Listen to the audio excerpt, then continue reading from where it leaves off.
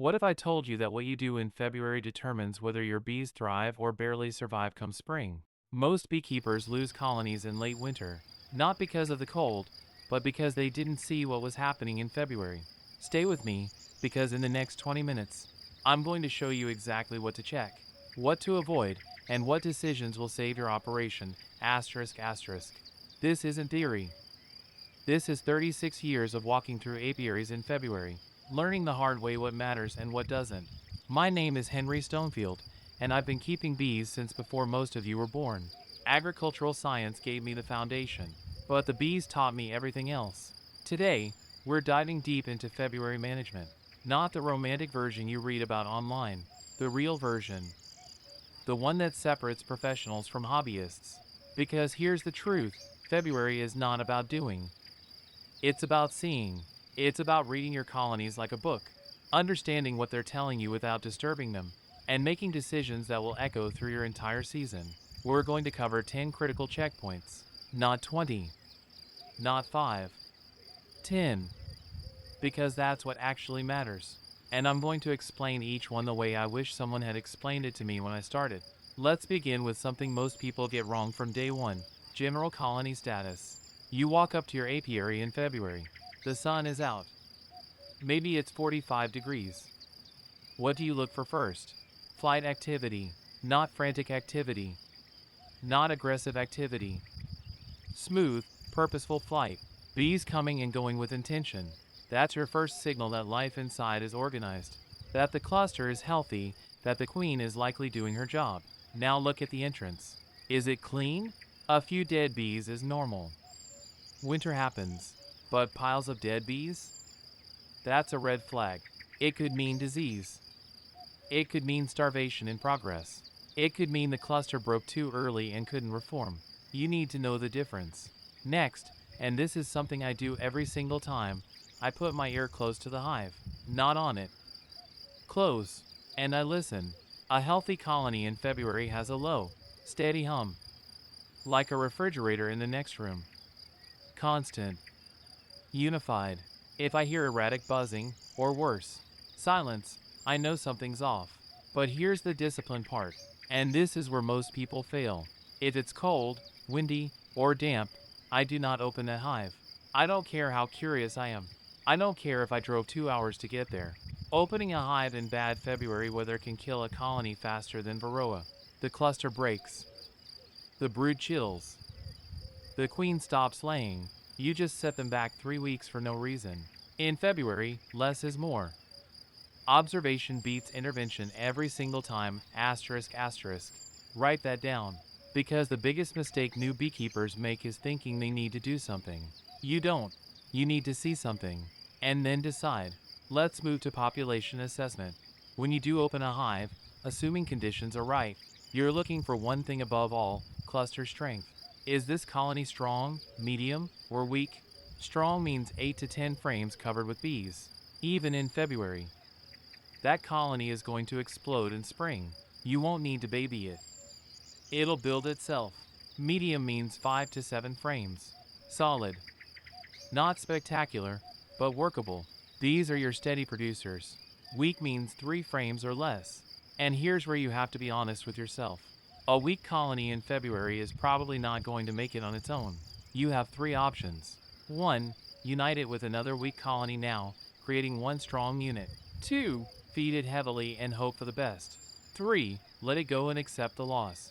I know that sounds harsh, but this is professional beekeeping.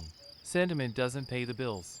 If you spend all spring nursing weak colonies, you lose time, resources, and genetic quality. Sometimes the kindest thing you can do is combine them early and move forward with strength. Now, compactness of the cluster. This is subtle, but it matters. A tight, dense cluster in February is good. It means they're conserving heat, staying organized. A scattered cluster? That's either a sign of disease, poor genetics, or early breakdown due to warm spells. You want to see bees covering frames fully, not spread thin. The goal here is simple: know what strength you're bringing into spring. Because everything you do in March, April, and May depends on what you're starting with now. Next, food reserves. This is where colonies die. Not from cold. Not from varroa in February. from starvation. I cannot stress this enough. February is the classic month of death by hunger. The cluster has been burning through stores since November. Brood rearing is starting to pick up, and the first major flows are still 6 to 8 weeks away. This is the danger zone. So how do you check? First, lift the back of the hive, not the whole thing. Just tip it slightly from the rear. Does it feel heavy? Light? A full deep frame of honey weighs about 8 pounds. You should feel significant weight. If the hive feels light, you're in trouble. Second, if you're opening the hive, look for capped honey on the outer frames. If you see empty comb where honey should be, that colony is eating its way to the edge of survival. What do? Emergency feeding, not syrup. It's too cold for syrup in most climates. They can't process it. Use fondant. Use candy boards. Use pollen patties if you're ahead of the game. Place it directly above the cluster so they don't have to move to reach it. And don't wait. I've seen strong colonies in January become deadouts in March because someone thought they'll be fine for another week. They won't. Feed now. Ask questions later. Here's the thing about food reserves. You can always take honey back in spring. You can't bring dead bees back to life. So err on the side of caution. Better to overfeed in February than underfeed and regret it in April. Let's talk about brood. Is there brood in February? Usually, yes. Should there be? Depends. In warmer climates, or with strong colonies, you'll see brood rearing picking up significantly by mid-February. In colder regions, it might just be starting. What you're looking for is not perfection. You're looking for presence. Open brood means the queen laid within the last 9 days. Capped brood means she laid 2 to 3 weeks ago. If you see a solid pattern, compact, few gaps, that's excellent. If the brood is scattered, spotty, with lots of missed cells, that's a weak queen or a disease issue. But here's what I want you to understand. You are not looking for a full brood box in February. That's not realistic and not necessary. A small patch of brood, even the size of your hand, is enough to confirm the queen is alive and active. That's all you need to know right now. If there's no brood at all, don't panic immediately. Check the calendar. Check your region. Check the weather. If it's been unusually cold, the queen might not have started yet. But if neighboring hives have brood and this one doesn't, you might have a problem. Still, February is not the month to replace queens. It's too early. The weather's unstable. Acceptance rates are low. Mark that hive mentally. Check it again in 3 weeks. If there's still no brood in early March, then you act. For now, you're just gathering information. And that brings me to queen assessment, indirectly. I don't look for the queen in February. It's cold. The cluster is tight. Finding her risks chilling brood and stressing the colony. Instead, I look for signs. Fresh brood? She's there. Calm behavior? She's there. Organized buildup? She's there. The queen is the heart of the colony. But in February, you trust the evidence, not your eyes. If the colony is doing what it should be doing, she's doing her job. That's enough. Now let's talk about something that kills more colonies than people realize: moisture, humidity, and ventilation. Bees can handle cold. They've been doing it for millions of years. They cannot handle cold and wet. When warm air from the cluster rises and hits a cold inner cover, it condenses. That condensation drips back down onto the cluster. Wet bees are dead bees. So when you open a hive in February, look for water. Is the inner cover wet? Are the tops of the frames damp? Is there mold forming on unused comb? These are not cosmetic issues. These are survival issues. If you see moisture, you need to fix ventilation immediately. Check the bottom board. Is it level? Is it clogged with debris? Tilt the hive slightly forward so any moisture drains out the entrance, not into the cluster. Consider upper ventilation if you don't already have it. A small notch under the inner cover or a shim can make all the difference. The idea is to let moist air escape without creating a draft. Cold air sinking into the hive is just as bad as wet air trapped inside. You're looking for balance. And this is where hive design matters. If you're using solid bottom boards with no ventilation plan, you're fighting an uphill battle. If you're using screen bottom boards in a harsh climate with no wind break, same problem. Moisture kills more than cold. Fix the ventilation, and you'll save colonies, asterisk asterisk. Let's move to health and sanitation. February is observation month for disease, not treatment month. When you inspect, look at the bottom board carefully. Are there unusual droppings? Dysentery streaks can indicate nosema or poor quality winter food. Deformed bees or strange debris can indicate virus pressure or pesticide exposure from the previous season. If you have a screen bottom board, check for varroa drop. You're not doing a full mite count in February, but you can get a sense of pressure. A few mites? Normal. Dozens? You have a problem brewing that will explode in spring. But here's the key: do not start aggressive treatments in February unless you have a clear, urgent issue. No synthetic miticides. No harsh interventions. The colony is fragile. The cluster is tight. The queen is just ramping up. Heavy treatments now can suppress brood rearing, stress the bees, and set you back. If mite levels are concerning, plan a treatment for late March or early April when temperatures stabilize and brood expansion begins. For now, just note what you see, document it, and move on. February is for gathering intelligence, not waging war. Next, space management. This is subtle, but it matters more than people think. When you look inside the hive, are the bees using all available space efficiently? Or are they crammed into 4 frames with 6 empty frames sitting there doing nothing? Here's why this matters. If a colony is too crowded, even in February, they'll feel congestion when spring hits. And what do congested bees do? They swarm, even before you're ready for them to build up. On the other hand, if you've got a weak colony spread across 10 frames, they're wasting energy trying to heat space they can't use. So what's the solution? Match the box size to the cluster size. If they're only covering 4 frames, remove the extra frames or move them to a smaller box. Keep them compact. Keep them efficient. You're not adding supers in February. That's madness. But you are making sure they're not working harder than they need to, and you're preparing mentally for when you will need to add space. A strong colony in February will need that second brood box by late March. Plan ahead. Don't get caught scrambling because you didn't think it through. Let's talk about the entrance and the environment around the hive. This seems minor, but small details create big differences. Is the entrance clear? No snow, no ice, no dead bee blockages? Bees need to be able to fly on warm days. If they can't get out, they'll defecate inside the hive. That leads to nosema. That leads to dysentery. That leads to disaster. Is the hive protected from wind?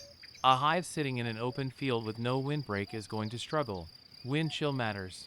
Even if the air temperature is 40 degrees, a steady wind can make it feel like 20 to the bees. Position matters. Is there a natural windbreak? Trees? A building? A fence? If not, create one. Even a simple tarp or board can make a difference. Check for predators. Mice love to move into hives in winter. Woodpeckers will drill holes looking for protein. Birds will sit at the entrance and pick off bees. These aren't disasters, but they add stress. And stress weakens colonies. So check. Look around. Make sure your bees have a fighting chance. Now, the final checkpoint. Mental planning. This is the most important one, and most people skip it entirely. When you leave that apiary in February, you should have clear answers. Which colonies are strong? Which ones need help? Which ones won't make it to spring no matter what you do? You're not just checking boxes. You're making decisions, asterisk asterisk. And those decisions shape your entire season. If you walk away confused, you've wasted your time. If you walk away with a plan, you're ahead of 90% of beekeepers. February is not for action. It's for clarity. You observe. You assess. You decide. Then, in March, you act. That's the rhythm of professional beekeeping. And it's the rhythm that keeps colonies alive. So here's what I want you to do. Go out to your apiary. Walk through these 10 checkpoints. Take notes. Be honest. And come back with a plan. Because spring is coming whether you're ready or not. If this changed how you think about February management, I want to hear from you. Drop a comment. Tell me what you're seeing in your operation. Let's learn from each other, asterisk asterisk. This is Henry Stonefield, 36 years in. Still learning. Still listening to the bees. Thank you for your time. Even a simple tarp or board can make a difference. Check for predators. Mice love to move into hives in winter. Woodpeckers will drill holes looking for protein. Birds will sit at the entrance and pick off bees. These aren't disasters, but they add stress. And stress weakens colonies. So check. Look around. Make sure your bees have a fighting chance. Now, the final checkpoint. Mental planning. This is the most important one, and most people skip it entirely. When you leave that apiary in February, you should have clear answers. Now I'm going to tell you the secret of my success as a beekeeper. You think you know what beekeeping is about? Let me tell you something that might surprise you. Most people believe that bringing bees from distant countries is a sign of progress, of innovation. But what if I told you that the real revolution lies in working with what you already have, right where you stand? My name is Henry Stonefield, and for 36 years I've worked alongside bees. Not just any bees. Local bees. Native bees. Bees that belong to the land they work. Today I want to share with you why this matters more than you think. Because this isn't just about honey. It's about survival. It's about respecting nature's wisdom. It's about understanding that sometimes the best technology is the one that's been perfected over thousands of years. And if you stay with me until the end, you'll discover why choosing local bees might be the single most important decision you'll ever make as a beekeeper. Asterisk asterisk. So let's begin. When I started in this field decades ago, the trend was clear. Everyone wanted Italian bees, Carniolan bees, buckfast hybrids. We were told they were superior, more productive, better adapted. We were told that local bees were backward, inefficient, outdated. I believed it too, for a while. But then something happened. Something that changed everything I thought I knew about beekeeping. I had two apiaries. One with imported Italian queens, beautiful bees, gentle, productive during spring. The other with local stock, bees that had been in this region for generations, maybe centuries. The first winter was harsh. Temperatures dropped lower than expected. Snow came early and stayed late. When spring arrived, I opened both apiaries. The Italian colonies? Weakened. Some didn't make it. They had consumed their reserves too quickly. They hadn't clustered efficiently. They hadn't adapted to the unexpected cold. The local bees? Thriving. Strong. Ready to work. That's when I understood. That's when everything clicked. Local bees don't just survive in their environment. They're designed for it. Asterisk asterisk. Think about it. These bees have been shaped by hundreds, thousands of generations facing the exact conditions of your land. The cold snaps, the heat waves, the drought periods, the specific blooming patterns of your region's plants. Every single challenge your territory presents, your local bees have already faced it. Their ancestors faced it. And the ones that survive passed on their genetic wisdom to the next generation. This is natural selection at its finest. This is adaptation you cannot buy, you cannot import, you cannot artificially create in a breeding program. And this brings me to the first crucial advantage of working with local bees: climate adaptation. When you bring bees from another country, from another climate zone, you're asking them to perform in conditions they've never encountered. It's like asking a polar bear to thrive in the Sahara. Sure, it might survive for a while with enough support, but will it truly thrive? Will it be comfortable? Will it be efficient? Local bees know the rhythm of your seasons. They know when winter truly ends, not according to the calendar, but according to the subtle signs in the environment. They know when to build up their population. They know when to conserve energy. They've learned, through countless generations, exactly how much honey they need to store for winter. Not too little, which would mean starvation. Not too much, which would mean wasted effort during the previous season. This is precision. This is efficiency that comes from deep evolutionary knowledge. But let me go deeper. Let me tell you about something even more fascinating. The synchronization between local bees and local flora is nothing short of miraculous. I remember one spring, I was observing my hives at dawn. The temperature was still cool, maybe 12 degrees Celsius. Most beekeepers would tell you bees don't fly at that temperature. But my local bees were already out, working the early willow blossoms. Why? Because they knew. They knew that those willows would only offer pollen for a brief window. They knew that waiting for warmer temperatures would mean missing that crucial early protein source. Imported bees from warmer climates? They stayed in the hive, waiting for conditions they were genetically programmed to expect. This is what synchronization means. It's not just about being present when flowers bloom. It's about understanding the entire flowering calendar of your region. The early bloomers, the main flow, the late season resources, the gaps. the abundance, the scarcity. Local bees have internalized this calendar. It's written in their DNA. They don't need a beekeeper to tell them when to expand, when to reduce brood production, when to prepare for winter. They know because their great-great-great-grandmothers knew, and that knowledge was tested, refined, perfected over countless generations. And here's something that will make you think twice about importing bees: disease resistance. Let me share a story that still haunts many beekeepers I know. A colleague of mine, 10 years ago, bought beautiful queens from a renowned breeder abroad. He was excited. These were champion bloodlines, he said. His production would skyrocket. The queens arrived. He introduced them carefully. Everything seemed perfect. 3 months later, his entire apiary was devastated by a viral strain nobody in our region had seen before. Sure, it might survive for a while with enough support, but will it truly thrive? Will it be comfortable? Will it be efficient? Local bees know the rhythm of your seasons. They know when winter truly ends, not according to the calendar, but according to the subtle signs in the environment. They know when to build up their population. They know when to conserve energy. They've learned, through countless generations, exactly how much honey they need to store for winter. Not too little, which would mean starvation. Not too much, which would mean wasted effort during the previous season. This is precision. This is efficiency that comes from deep evolutionary knowledge. But let me go deeper. Let me tell you about something even more fascinating. The synchronization between local bees and local flora is nothing short of miraculous. I remember one spring, I was observing my hives at dawn. The temperature was still cool, maybe 12 degrees Celsius. Most beekeepers would tell you bees don't fly at that temperature. But my local bees were already out, working the early willow blossoms. Why? Because they knew. They knew that those willows would only offer pollen for a brief window. They knew that waiting for warmer temperatures would mean missing that crucial early protein source. Imported bees from warmer climates? They stayed in the hive, waiting for conditions they were genetically programmed to expect. This is what synchronization means.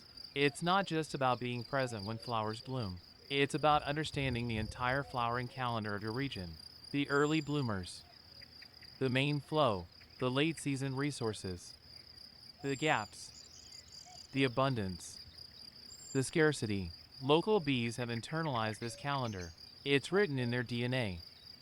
They don't need a beekeeper to tell them when to expand, when to reduce brood production, when to prepare for winter. They know because their great-great-great-grandmothers knew, and that knowledge was tested, refined, perfected over countless generations. And here's something that will make you think twice about importing bees: disease resistance. Let me share a story that still haunts many beekeepers I know. A colleague of mine, 10 years ago, bought beautiful queens from a renowned breeder abroad. He was excited. These were champion bloodlines, he said. His production would skyrocket. The queens arrived. He introduced them carefully.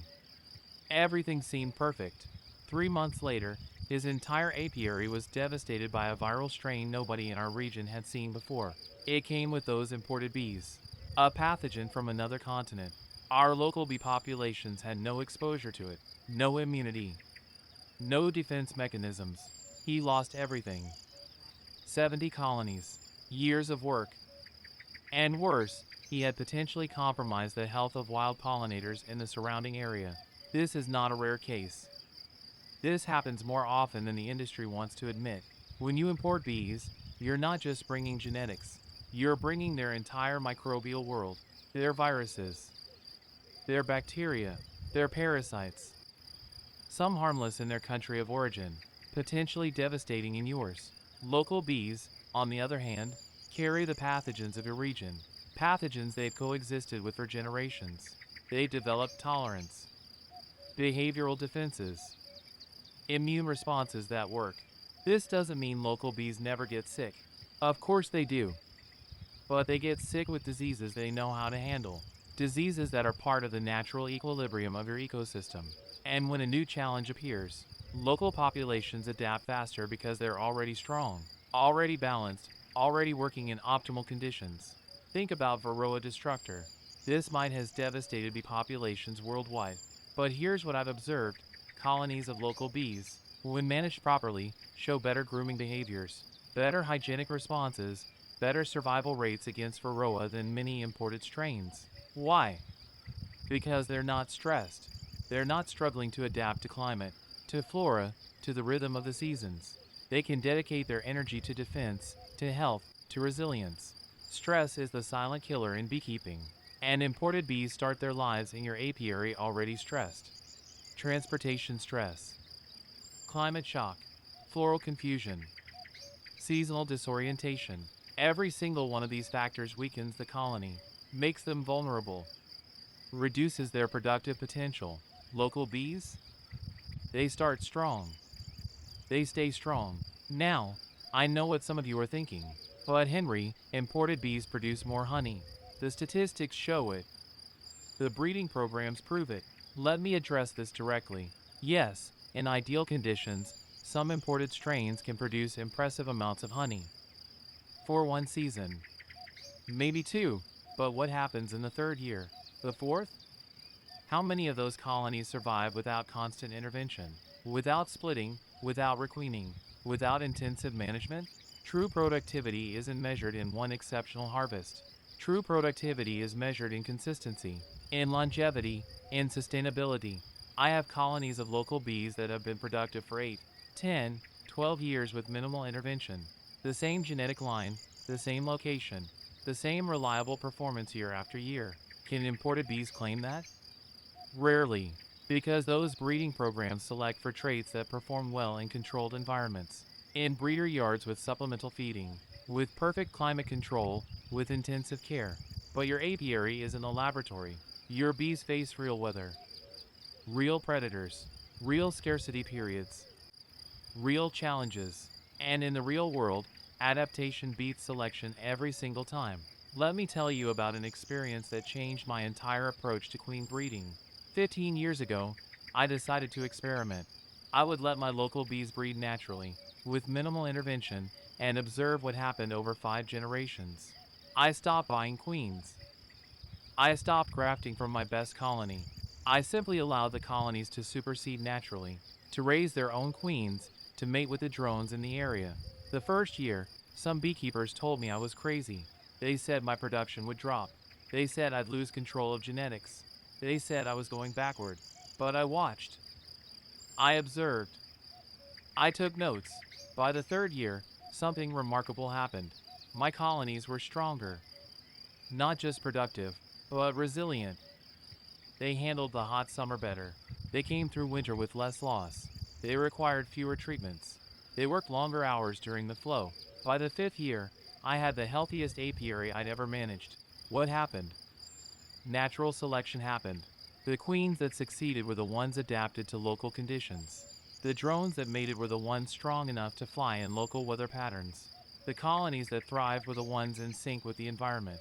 This is the power of working with local genetics. You're not fighting nature. You're partnering with it. And here's something critical that doesn't get talked about enough: genetic diversity.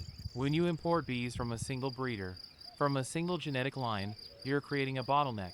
You're reducing the genetic pool of your entire apiary, potentially of your entire region. This is dangerous. Extremely dangerous. Because when a new disease appears, when climate patterns shift, when unexpected challenges arise, genetic diversity is your insurance policy. It's what allows some colonies to survive when others fail. It's what provides the raw material for adaptation. Local bee populations, especially when allowed to breed naturally within a region, maintain broad genetic diversity, different family lines, different traits, different strengths. Some colonies might be better at finding early forage. Others might excel at winter survival. Some might have superior hygienic behavior. Others might be more efficient at comb building. This diversity means that whatever challenge comes, some of your colonies have the genetic tools to handle it. Imported monoculture genetics? When they fail, they all fail together. I've seen it happen. An entire valley of beekeepers, all using the same imported strain, all losing colonies to the same problem in the same season. Meanwhile, the few of us working with diverse local populations, we had losses, yes, but never total devastation. Always some colonies pulled through. Always genetic material survived to continue. This brings me to another crucial point: behavioral stability. Local bees behave in predictable ways because they're working in the environment they understand. They don't suddenly swarm at unexpected times because the climate confused their reproductive triggers. They don't drift excessively because they recognize the landscape, the orientation, the local markers they've evolved to use. They don't deplete their stores unexpectedly because they've calibrated their consumption to the actual rhythm of your nectar flows. This behavioral stability makes management easier, more efficient, more enjoyable. I can predict what my local bees will do in spring. I know when they'll need space. I know when they'll reduce brood. I know their patterns because those patterns have been refined over generations to fit this specific environment. Imported bees? They're full of surprises. And in beekeeping, surprises are rarely pleasant. A colony that swarms 3 weeks earlier than expected because their genetic programming says spring is here when local conditions say wait another month. That's a surprise that costs you production and creates management headaches. A colony that keeps raising brood deep into fall because they're programmed for a longer season, then starves in winter because they didn't prepare properly. That's a deadly surprise. Local bees follow the script that works. The script written by thousands of years of trial and error in your specific location. Now let me talk about something that concerns me deeply: ecological impact. When we introduce foreign bee genetics into a region, we're not just affecting our managed colonies. We're affecting the entire pollinator community. Our drones mate with wild queens. Our genetics spread into feral populations. Our bees compete with native pollinators for resources. If those genetics are poorly adapted, we're weakening the wild populations. We're creating genetic pollution that can take generations to correct, if it can be corrected at all. I've seen regions where native bee ecotypes have been virtually eliminated by decades of importing foreign genetics. The local adaptation, the result of millennia of natural selection, lost forever. This is not just a loss for beekeeping. It's a loss for biodiversity. It's a loss for ecosystem resilience. It's a loss for future generations who might need those genetics when climate conditions change even further. Working with local bees means you're preserving something precious. You're maintaining genetic lines that belong to the landscape. You're protecting a natural heritage. Every time you choose a local queen over an imported one, you're voting for conservation. You're saying that the bees that evolved here, that survived here, that belong here, deserve to continue. And there's something beautifully circular about this approach: sustainability. Beekeeping based on local genetics requires fewer inputs, less medication because the bees are healthier, less feeding because they're synchronized with natural flows, less requeening because colonies remain viable longer, less transportation because you're raising your own queens locally, less energy because you're not fighting against natural tendencies, less intervention because the system is balanced. This is regenerative beekeeping. This is working with nature instead of trying to dominate it. And the economics make sense too. When you reduce inputs, you reduce costs. When your colonies survive longer, you reduce replacement expenses. When your bees are healthier, you reduce treatment costs. But more importantly, you sleep better at night knowing your beekeeping practice is aligned with ecological principles. That you're not contributing to the problem. That you're part of the solution. I want to share something personal with you. There's a moment every spring that reminds me why I do this work the way I do it. It's early morning. The sun is just rising. I walk to my apiary and I watch my local bees taking their first flights of the day. They're orienting, circling the hives, learning the landscape. And I see wild bees doing the same thing on the nearby flowers. Bumblebees. Solitary bees. And I know that my honeybees are part of this community. Not invaders. Not competitors with unfair advantages. But members of a balanced ecosystem. They speak the same language as the land. They follow the same rhythms. They belong. That feeling, that knowledge that my beekeeping is in harmony with the natural world, is worth more than any short-term production gain from imported genetics. Because this is about more than honey. It's about being a responsible steward of the land. It's about looking beyond this season, this year, this decade.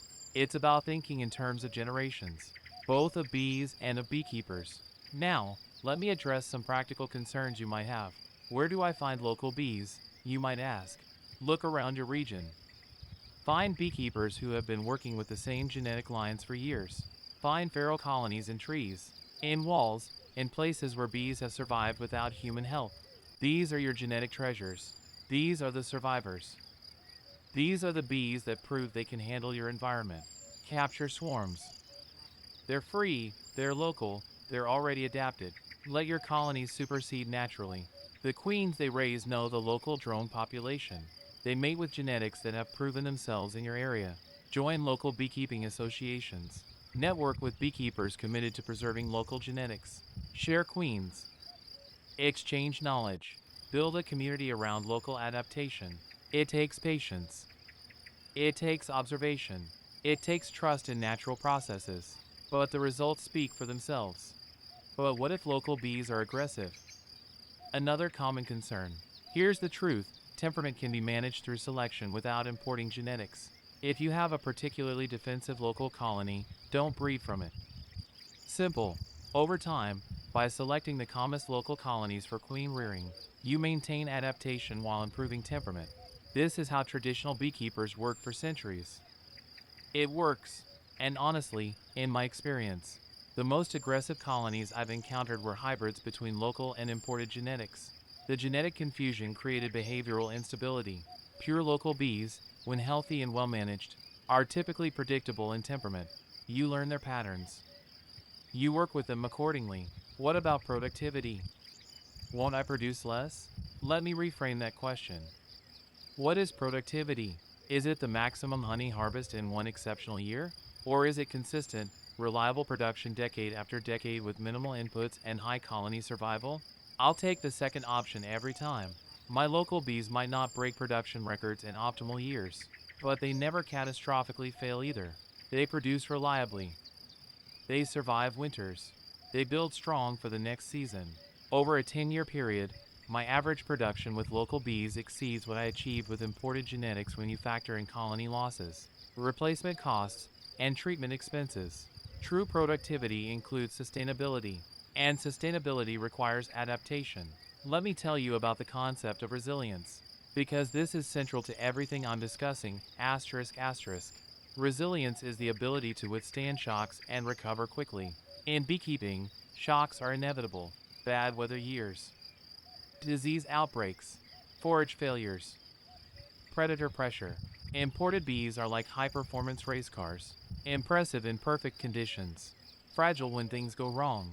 Local bees are like sturdy trucks, maybe not flashy, but they keep running year after year through mud, snow, heat, and rough roads. When climate becomes unpredictable, when environmental stresses increase, when challenges multiply, resilience becomes more valuable than peak performance. And resilience comes from adaptation, from genetic diversity, from synchronization with the local environment. You cannot buy resilience from a breeder in another country. You build it through generations of natural selection in your specific conditions. Now I want to talk about something that might surprise you: the market value of local production. Consumers are becoming more aware, more educated, more demanding about the origins of their food. Honey from local bees, from local flowers, produced sustainably, has a story, has authenticity, has connection to place. This is terroir, the same concept that makes certain wines valuable. The taste of a specific place, a specific time, a specific ecosystem.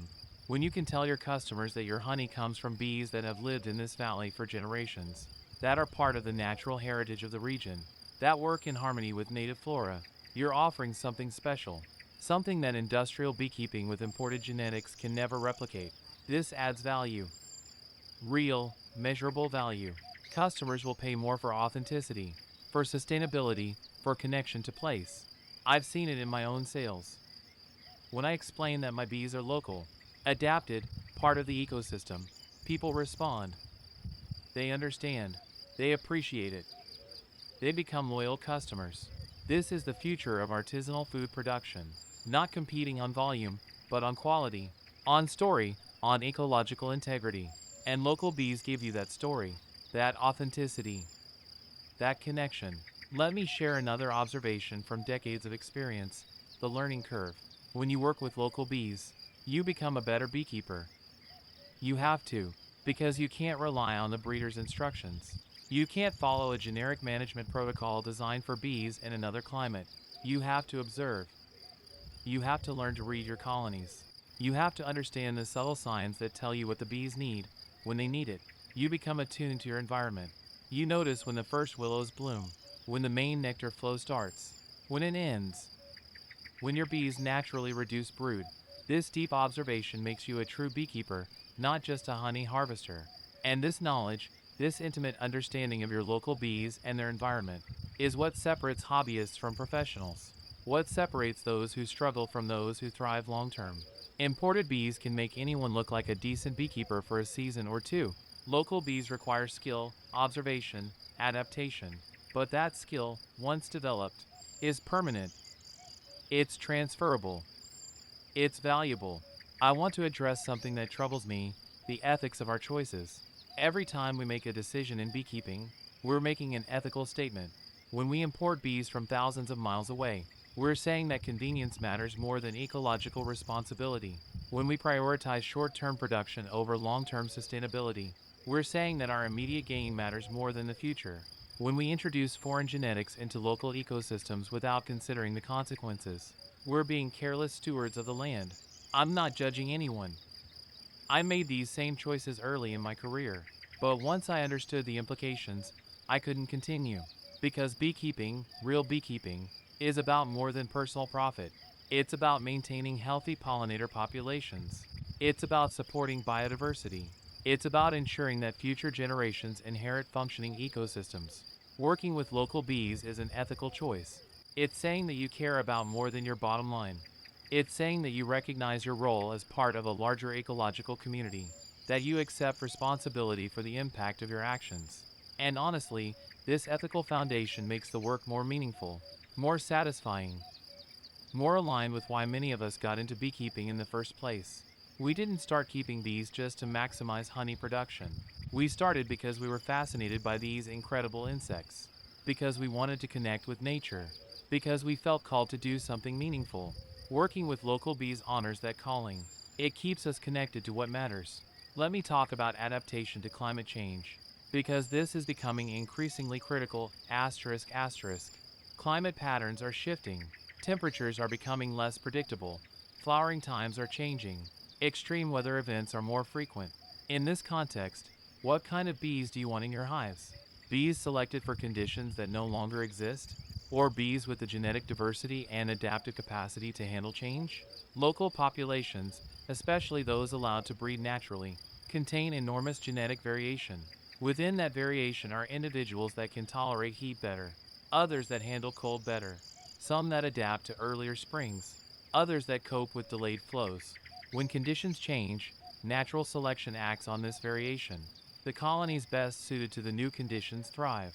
They pass on their genetics. The population adapts.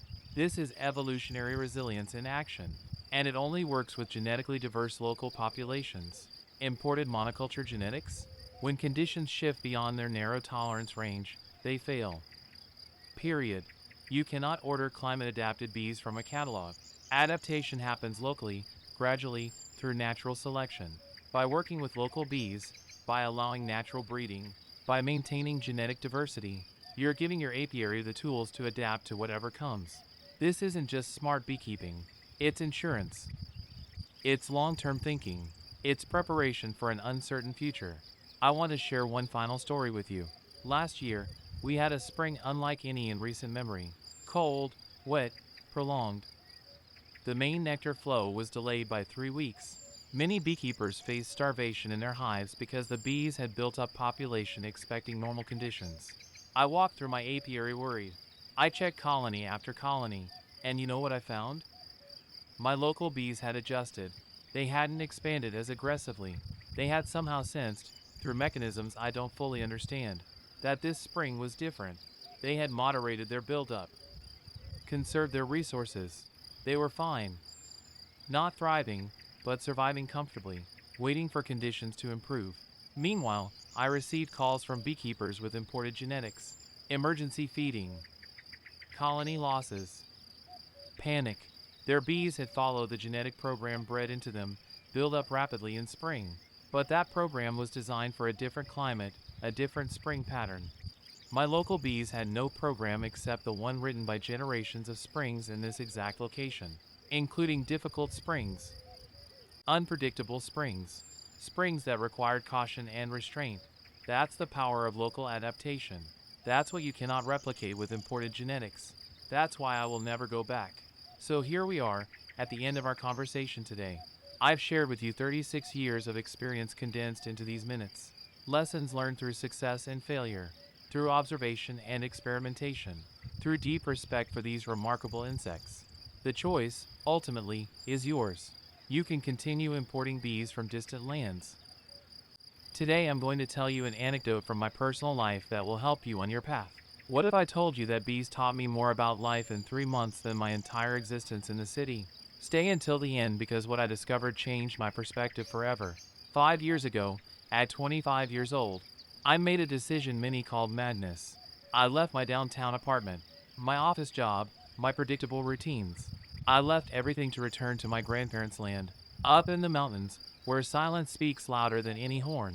At first, it was fear. Fear of loneliness, fear of failure, fear of not fitting back into a world I had abandoned so long ago. But there was something stronger than fear, the need to reconnect with something real, something that beat at the same rhythm as my heart. The first days were about adaptation. I cleaned the old stone house, repaired fences, walked every corner of those lands that held the footsteps of generations. And it was during one of those walks when I saw them. A swarm of bees danced around a blooming almond tree. I stopped, not out of fear this time, but out of fascination. There was something hypnotic about their movement, something that seemed to contain an encrypted message I couldn't yet decipher. For weeks, I returned to that same place.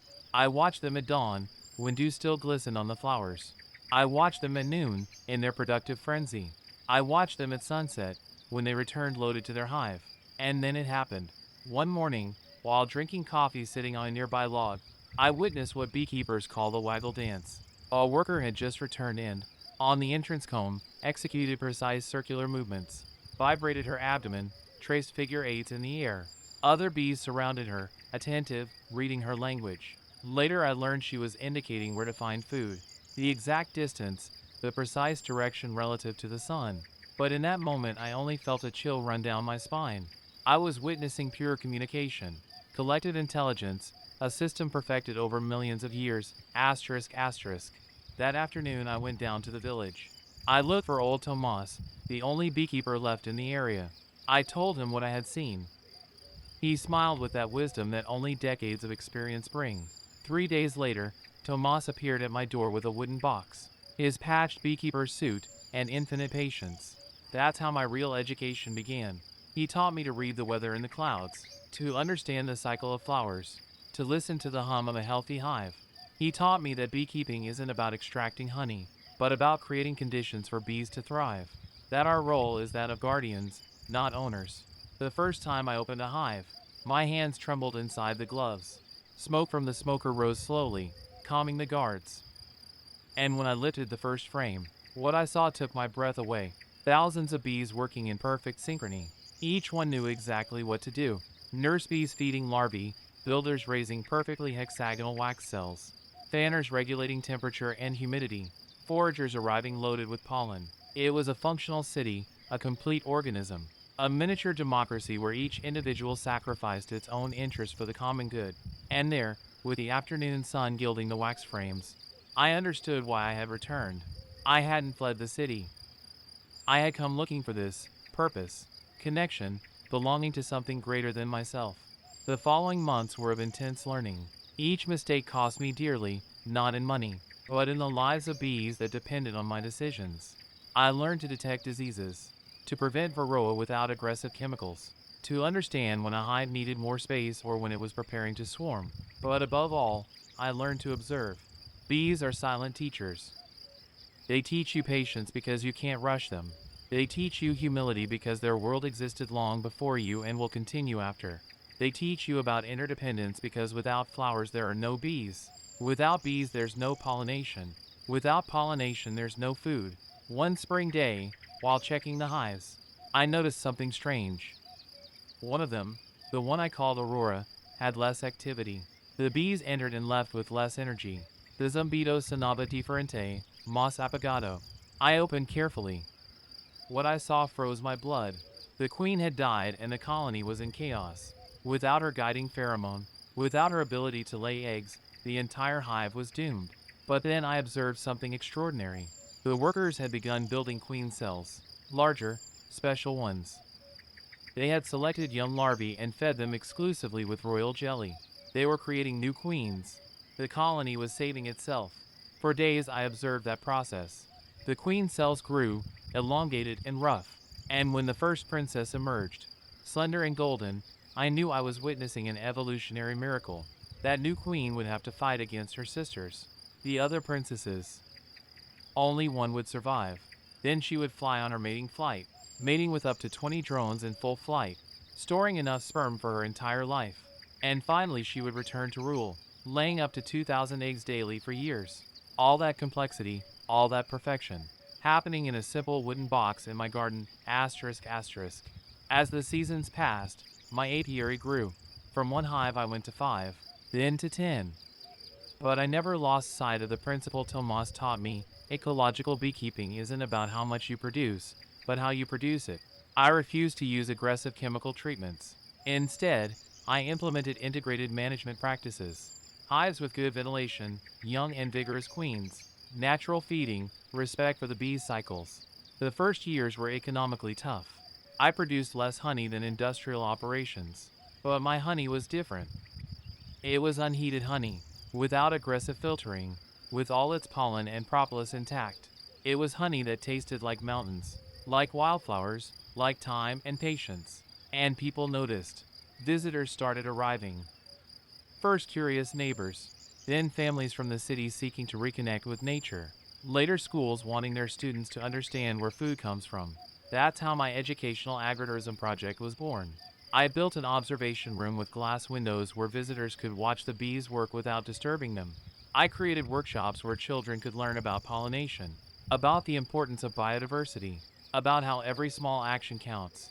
I remember a girl, maybe 8 years old, who came with her school. She was terrified of bees. She stood far back while her classmates approached the observation window. I sat next to her. I told her that bees don't want to sting, that stinging means death for them, that they only defend when they feel threatened. I told her about how bees see flowers, about ultraviolet patterns invisible to us that guide them like airport runways. Slowly, she approached. First one step, then another, until she was pressed against the glass, eyes wide with wonder. At the end of the visit, she hugged me. When I grow up, she whispered, I want to take care of bees too. That moment reminded me why I had left the city. Not to escape, but to find purpose. And that purpose was multiplying, spreading like pollen in the wind, asterisk asterisk. But beekeeping alone wasn't enough. The land demanded more. My grandparents had raised sheep here, and the old stone barn still stood, waiting. I started researching ecological livestock farming. I read about regenerative grazing, about how properly managed animals can restore soil health rather than degrade it, about how biodiversity and productivity aren't opposites, but allies. I started small. For sheep, an old breed adapted to mountains. I named them after seasons: spring, summer, autumn, winter. They grazed the slopes, their hooves aerating the soil, their manure fertilizing the land. And something magical happened. Where the sheep grazed, wildflowers bloomed more abundantly the following year. More flowers meant more food for the bees. More bees meant better pollination. Better pollination meant healthier plants. Healthier plants meant better grazing. It was a virtuous cycle, each element strengthening the others. I expanded gradually. Added chickens that followed the sheep, scratching through manure, eating parasites, further fertilizing the soil. Their eggs, golden yolk from the diverse diet, became another source of income. Then came the vegetable garden, not rows of monoculture, but polyculture beds inspired by forest ecosystems. Tomatoes grew alongside basil, which repelled pests. Beans fixed nitrogen for heavy feeding squash. Flowers throughout attracted beneficial insects. And always, everywhere, the bees, pollinating, connecting, weaving the web that held everything together, asterisk asterisk. People started calling what I was doing modern ecological farming, but I saw it differently. This wasn't modern. This was ancient wisdom, refined over millennia, now backed by scientific understanding. My grandparents knew these principles instinctively. They rotated crops, kept diverse animals, left hedgerows for wildlife. They didn't call it biodiversity management or ecosystem services. They just called it good farming. I was simply rediscovering what had been forgotten in the rush toward industrialization. The economic model was challenging. I couldn't compete with factory farms on price. A dozen of my eggs cost more than supermarket eggs. My honey was triple the price of imported honey. My lamb was premium priced. But I wasn't selling just products. I was selling story, transparency, values. People who bought from me knew the chickens had scratched in real dirt, that the bees had never touched sugar water, that the lambs had grazed on flower-filled meadows. They knew because they could visit, they could see, they could connect. And increasingly, people wanted that connection. The agritourism aspect grew. I started offering weekend workshops, introduction to beekeeping, understanding regenerative farming, from hive to table, the journey of honey. Participants came from cities, stressed and disconnected. They arrived Friday evening, tense and checking phones constantly. By Sunday afternoon, they left transformed, calmer, more present, with dirt under their fingernails and light in their eyes. One participant, a corporate lawyer named Sarah, cried during the bee workshop. I'd forgotten life could be this simple, she said. This real. 6 months later, Sarah returned. She quit her job. She was looking for land. She wanted to start her own project. Stories like Sarah's became common. I was accidentally becoming not just a farmer, but a catalyst for others' transformations. But it wasn't all poetry and transformation. There were brutal realities too. The first winter, I lost 3 hives to cold and starvation. I had miscalculated their honey reserves. My mistake. Their death. I sat in the snow, looking at the silent hives, and wept. These weren't just economic losses. These were living communities I'd failed to protect. Tomas found me there. He didn't offer empty comfort. Every beekeeper loses hives, he said. The question is whether you learn from it. I did learn. I learned to leave more honey, to insulate hives better, to check winter stores more carefully. The next winter, all my hives survived. There were predators too. Bears came for honey. Hawks took chickens. Foxes tried for lambs. At first, my instinct was to fight, to exclude, to protect my assets. But then I remembered the bees' lesson: everything is connected. The bears were here first. This was their land before it was farmland. Instead of electric fences, I moved hives closer to the house, used bear-proof containers for honey storage. We coexisted. The hawks took weak chickens, the ones that would have suffered anyway. They were doing natural selection's work. I accepted reasonable losses as the cost of running a truly ecological operation. And slowly, I noticed something. As I worked with nature rather than against it, the farm became more resilient. Diverse predators meant no single pest exploded in population. Diverse crops meant some always succeeded even when others failed. Diverse income streams meant a bad honey year didn't sink the whole operation. Diversity wasn't just ecological wisdom. It was economic wisdom too, asterisk asterisk. Year 3 brought the biggest challenge: drought. Spring rains never came. The wildflowers, usually abundant, barely bloomed. The bees struggled to find forage. I watched my carefully built system stress under the pressure. Hives started consuming their reserves. The sheep grazed on drying grasses. The garden wilted despite hand watering. But here's what didn't happen: complete collapse. The system's diversity saved it. When wildflowers failed, the bees turned to garden vegetables and herbs. When pasture dried, sheep browsed on drought-resistant shrubs. The chickens thrived on insects that multiplied in the heat. An industrial monoculture would have failed completely. My ecosystem adapted. By summer's end, we had survived. Production was down 40%, but we survived.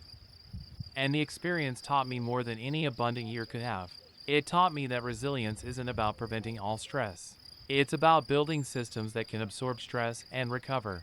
It's about redundancy, diversity, and flexibility. These were lessons the bees had been trying to teach me all along. A strong hive doesn't depend on one food source. It maintains flexibility, adaptability, resilience, asterisk asterisk. As my 4th year began, the project had evolved beyond my wildest initial imaginings. What started as one man's return to ancestral land had become a small but vibrant ecological enterprise. I employed 2 part-time workers, both young people from the village who'd been considering leaving for city jobs. Maria helped with the livestock and gardens. Carlos managed the agritourism and workshop bookings. We formed a small cooperative with 3 neighboring farms, all practicing similar ecological methods. Together we shared equipment, knowledge, and marketing. We were stronger together than apart, just like bees in a hive. The education programs expanded. Local schools now brought classes regularly. We developed curriculum-aligned programs about ecology, agriculture, and sustainability.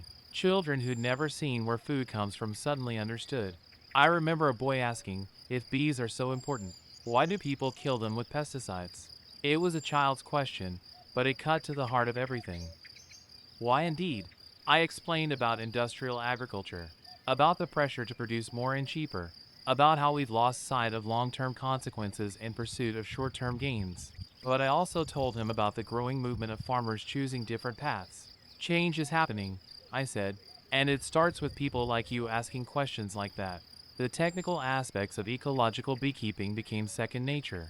I learned to read a hive's health by its entrance activity. A strong hive has purposeful traffic, bees departing with determination, returning heavy with pollen in rainbow colors, yellow from dandelions, orange from poppies, gray-blue from phacelia. I learned the seasons through the bees' eyes. Spring meant frantic expansion, adding supers as the hive exploded with new life. Summer meant watching for swarm preparations, ensuring adequate space. Autumn meant harvest and preparation, leaving enough stores for winter. Winter meant restraint, resisting the urge to open hives, trusting them to cluster and survive. Each season taught patience, observation, trust in natural processes. The livestock integration deepened. I implemented rotational grazing, moving the sheep every few days to fresh pasture. Behind them came the chickens in a mobile coop, scratching through manure, breaking parasite cycles, spreading fertility.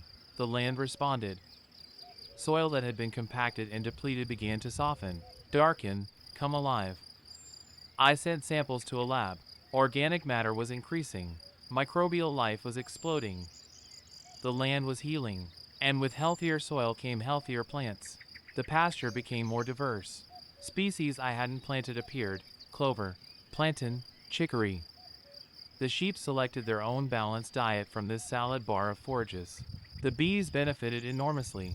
More plant diversity meant longer bloom periods, more varied nutrition. My honey became more complex in flavor, reflecting the terroir of this particular mountain, this particular season. I started keeping detailed records, not just production numbers, but observations. When did the first almond bloom? When did swallows return? When did I hear the first frog? These phenological markers told stories about climate, about ecosystem health, about the interconnection of all life here. One spring, the swallows arrived 2 weeks early. The almonds bloomed 3 weeks ahead of schedule. The bees began foraging in February instead of March. Climate change wasn't an abstract concept anymore. It was happening here, measurable, undeniable. But I also noticed adaptation. The bees adjusted their cycles. Plants bloomed in new patterns. The system was resilient, but it was changing. And that meant I needed to change too, to remain flexible, to keep learning. This is what ecological farming teaches: humility in the face of complexity, willingness to adapt, recognition that we're participants in systems far older and wiser than ourselves. Asterisk, asterisk. The workshops evolved. Initially, I focused on technical skills: how to light a smoker, how to identify queen cells, how to extract honey. But I realized people needed something deeper. They needed to understand the why, not just the how. So I started teaching systems thinking.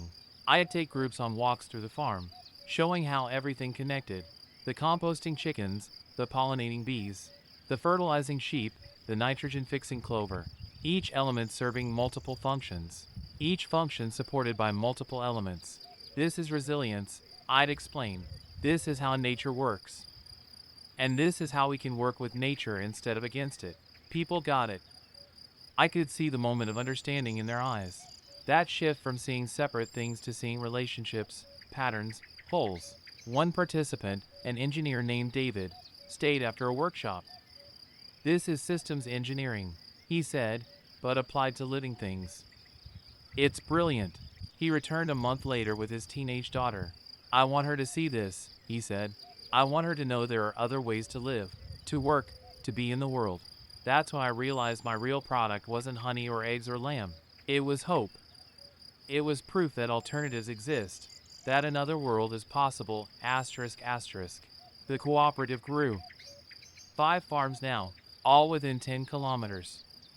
We shared a commercial kitchen for value-added products. We coordinated planting so we could offer continuous vegetable boxes to subscribers. We pooled resources for a shared tractor, a shared honey extractor, shared market stalls. We met monthly, sharing knowledge, solving problems collectively. When one farm had a livestock emergency, others provided help. When someone experimented with a new technique, everyone learned from the results. It was the opposite of competition. It was collaboration, mutual support, collective resilience, just like a bee colony. In fact, I often thought about how much human economic systems could learn from bees. Bees don't hoard. They share resources freely within the hive. They communicate openly about opportunities and threats. They make decisions collectively. They prioritize the health of the whole over individual gain. What if our economy worked that way? The question haunted me. Because I'd seen both systems, the competitive, extractive, individualistic economy of the city, and this collaborative, regenerative, collective economy of the cooperative. I knew which one felt more human, more sustainable, more aligned with life itself. Year 5 brought unexpected recognition. A regional sustainable agriculture network invited me to speak at their annual conference.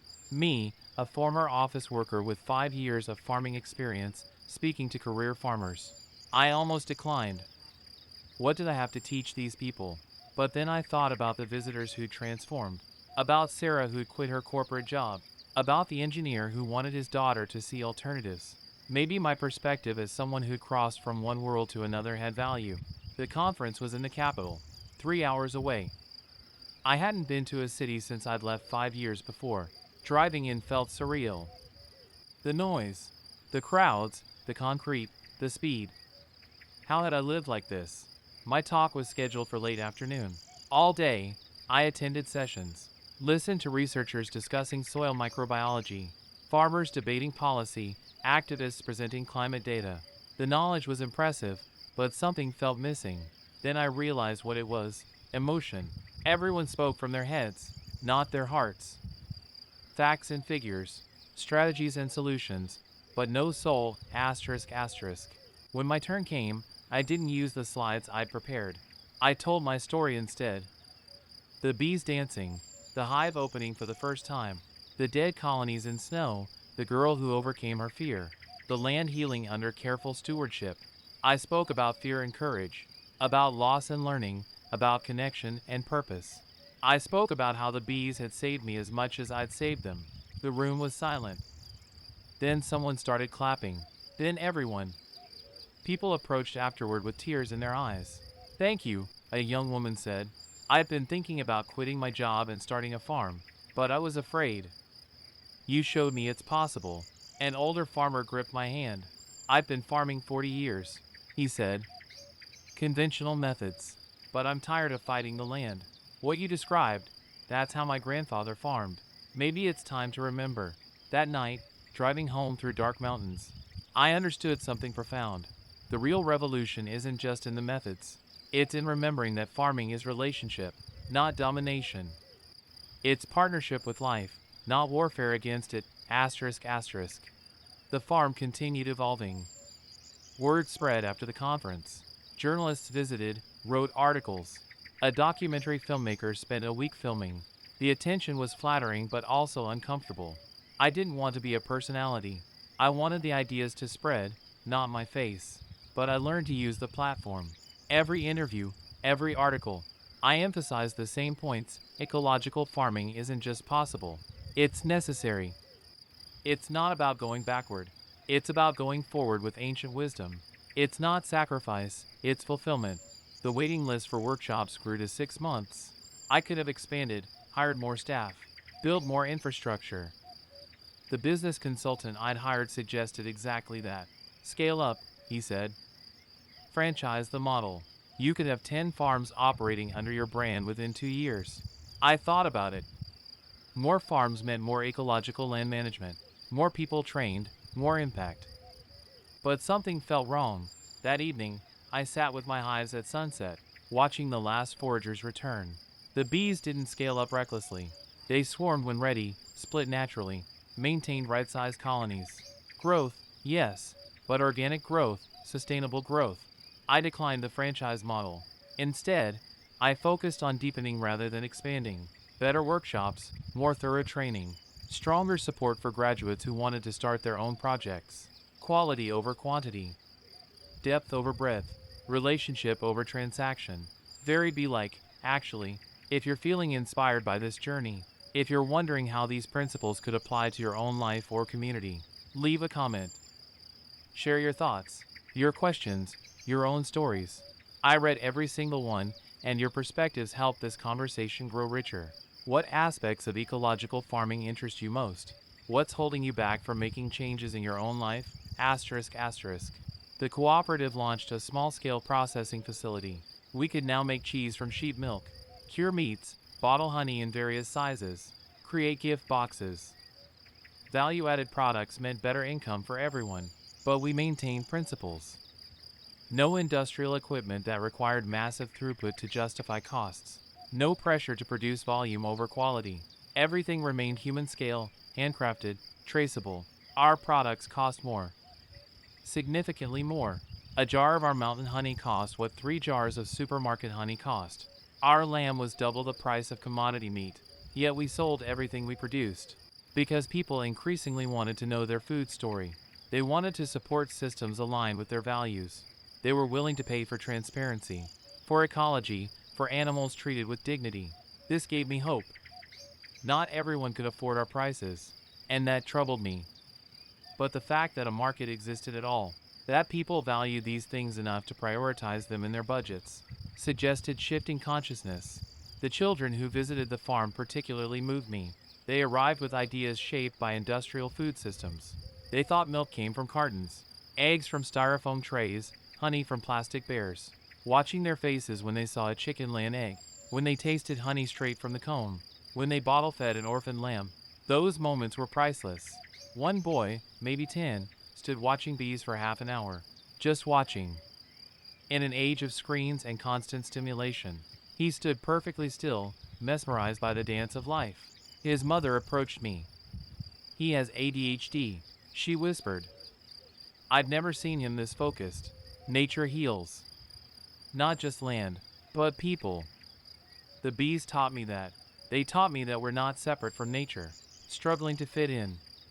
We are nature, and when we remember that, we come home to ourselves, asterisk asterisk. The seasons cycle now with familiar rhythm. 5 years have become a lifetime of learning.